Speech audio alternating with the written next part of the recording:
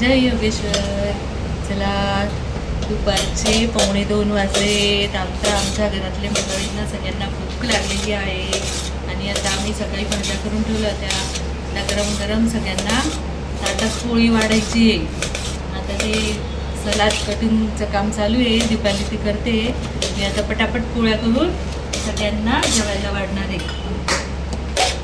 त्यानंद तरी वरावय करी सौंदर्य रत्नाकरी निर्दूताशील गोर पावन करी प्रत्यक्ष माहेश्वरी राये चंचल वंश पावन करी काशीपुराधीश्वरी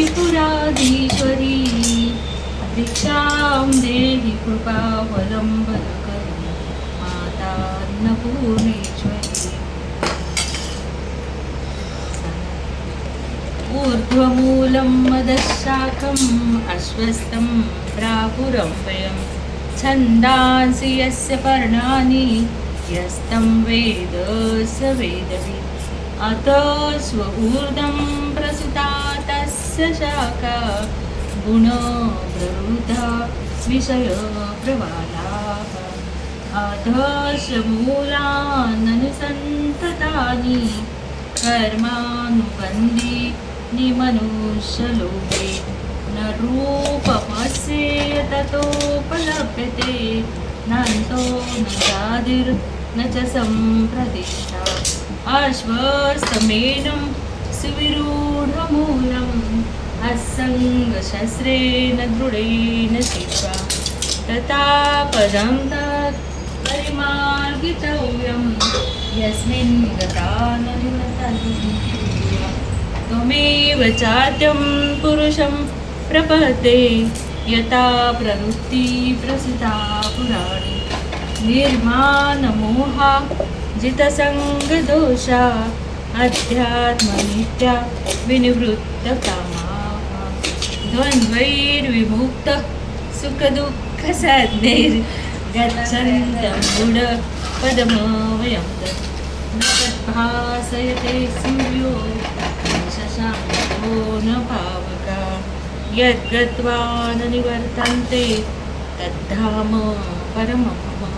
ममैवांशो जीवलोके जीवभूता सनातना मनःषष्ठानीन्द्रियाणि प्रकृतिस्थानि कर्षति शरीरं यदवाप्नोति यच्चाप्युत्क्रामतीश्वरा विपरीतानि संयाति वायुर्हत्यानि वाशया स्तोत्रं चक्षुस्पर्शनं च रसनं घ्राणमेव च अधिष्ठाय मनस्काय विषयानुपसेवते उत्क्रामन्तं स्थितं वापि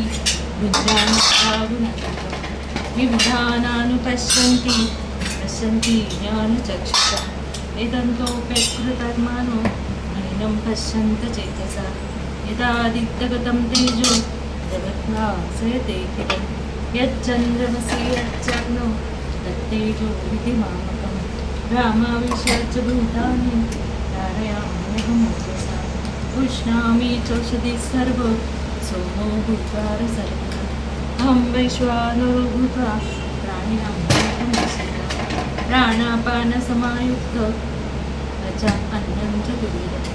ॐ सहनावतु सहनो भुनक्तु सह वीर्यं करवावहै तेजस्विनावधीतमस्तु मां विद्विषावहै. ॐ शान्ति शान्ति शान्ति. यज्ञशिष्टाशिनश्चन्तो भुञ्जन्ते सर्वकिल्बिषै भुञ्जते ते खगं पापात्मकारणं यत्करोषि यदश्नासि यज्जुहोसि ददासि यत्यपस्यसि कौन्तेय तत्कुरुष्व मदर्पणम्. अहं वैश्वानरो भूत्वा प्राणिनां देहमाश्रिता प्राणापानसमायुक्त अच्छाम् अन्नं चतुर्विधम्. ॐ सहना भवतु सहनो भुनक्तु सह वीर्यं करवावहै तेजस्विनावधीतमस्तु मां विद्विषावहै. ॐ शान्ति शान्ति शान्ति.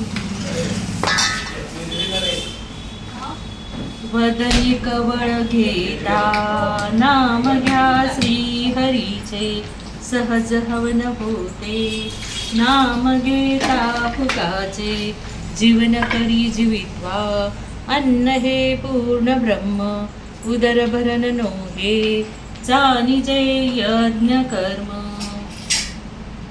जे आपण जे जेवण करतो तो जेवण पण भगवंताला अर्पण करून जर आपण तो प्रसाद म्हणून खाल्ला तर आपलं पण मन बुद्धी दिव्य बनणार आणि तसेच आपल्याला चांगले विचार सुचणार असा या श्लोकाचा अर्थ आहे.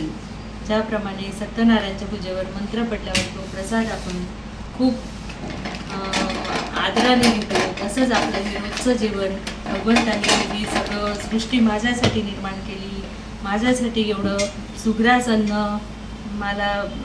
माझ्यासाठी तयार केलं आणि ते एवढ्या कष्टाने ते बनवलं. हातातला चटके खाऊन जेव्हा श्री स्वयंपाक करते तेव्हा त्या अन्नामध्ये अजून प्रेम करतो आणि ते अन्न एकदम अमृतासारखं होतं. म्हणूनच हा श्लोक जर आपण म्हणला तर हा जेवण मी माझ्यासाठी नाही बनवत तर मी भगवंतासाठी बनवते आहे. कारण भगवंत हे जेवणार आहे, भगवंत खाणार आहे. आपला हा जर उद्देश असला कुठलाही व्यवसाय करताना धंदा करताना आपण बिझनेस म्हणून नाही केला पाहिजे तर भगवंत माझ्यासाठी एवढा राबतो मला परड्या आंबे फणस केळी सगळं देतो आणि मी त्या भगवंताला काय देते तर मग मी माझं भातुकीच्या सणासारखं जशी लहान मुलगी 2 मिनिटात बनवून सगळं ते बघून आपल्याला देते. उपमा बनवला पोहे बनवला तसंच आपण पण आपली पण ही एक भातुकलीच आहे आणि आपण हे जर भगवंताला प्रेमाने दिलं तर तो त्याचा स्वीकार करणार. असं या त्रिकालखंडेचा यज्ञशिष्टाचा अर्थ आहे. या मग जेवायला ताटाचं घे सेपरेट घेऊ का? दुसरा मोबाईल दुसरा